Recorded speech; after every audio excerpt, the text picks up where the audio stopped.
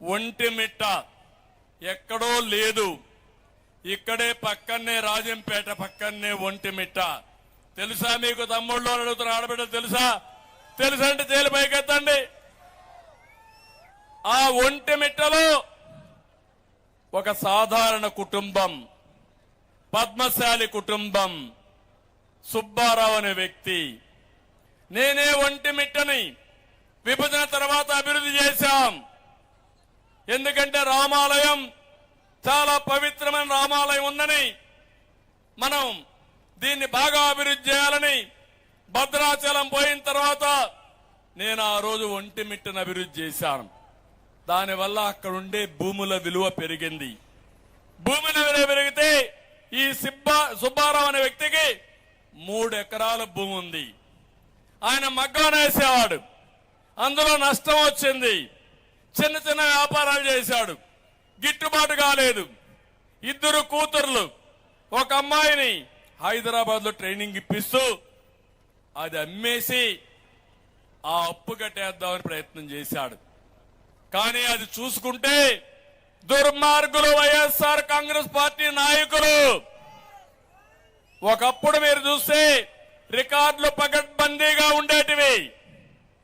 ఆ రోజు మీరు చూస్తామంటే జమాబందీ కూడా చేసేవాళ్ళం. ఎవరు రికార్డులు మాయలేరు.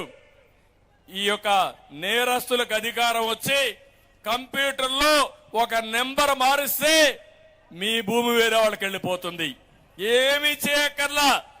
ముఖ్యమంత్రి ఇంట్లో కూర్చొని, ఈ దొంగ ఇంట్లో కూర్చొని సుబ్బారావు భూమి ఎల్ఐకి రాసేస్తాడు, ఆ నెంబర్ కరెక్ట్ చేస్తాడు. ఇంకా మీ పని అయిపోయింది. అక్కడి నుంచి తిరిగాడు, ఎంఆర్ఓ దగ్గరికి వెళ్ళాడు. అక్కడి నుంచి అవినీతి, ఎవరో సమాధానం చెప్పలేదు. తిరిగి తిరిగి ఆశ వదులుకొని బ్రతకాలనే ఆశ కూడా లేకుండా ఎంత క్రూరంగా చేశాడో మీరు చూస్తే, రైలు కింద పడి చనిపోయాడు. రైలు కింద పడి ఆయన చనిపోతే భార్య కూతురు 2 ఆ వార్త విని మేము కూడా బతకలేమని వాళ్ళు విషం దాగి వాళ్ళిద్దరూ చనిపోయారు. ఆలోచించారా? అర్థమైందా రాష్ట్ర ప్రజలందరికీ? ఒక ప్రభుత్వం, దుర్మార్గమైన ప్రభుత్వం, నేరస్తుల ప్రభుత్వం. మేము ఎప్పటి నుంచో పోరాడుతున్నాం. ఇప్పుడు కొత్త చట్టం తీసుకొచ్చారు భూముల మీద. భూ పరిరక్షణ కాదు, అది మీరంతా కూడా భోంచేస్తారు, దానికి రక్షణే ఉండదని చెప్తే పట్టించుకోకుండా పెట్టి ఈ రాక్షస మోక వైఎస్ఆర్ కాంగ్రెస్ నాయకులు ఈ పేదవాళ్ళ భూములు లాక్కేసుకుంటే, రికార్డులు మార్చేస్తే నిండు కుటుంబం బలైపోయింది. అది నా బాధ. నిన్న అమ్మాయితో మాట్లాడా, దిక్కు తెలియకుండా ఉంది. కానీ నేను ఒక మాట ఇచ్చాను, అమ్మా నీకు జరిగిన అన్యాయం జరిగింది, తప్పకుండా భూమి ఇప్పిస్తా, నేను గవర్నమెంట్కి వస్తానే, భయపడద్దు. అదే సమయంలో నేను ఒక 5 లక్షల రూపాయలు నీకు ఇస్తా, నిన్ను చదివిస్తా, చదివించి నీకు అండగా ఉంటానని నేను హామీ ఇచ్చా.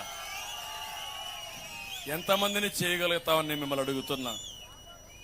నేను ఒక అపోజిషన్ లీడర్ గా నా దృష్టికి వచ్చింది కాబట్టి నేను చేయగలిగాను.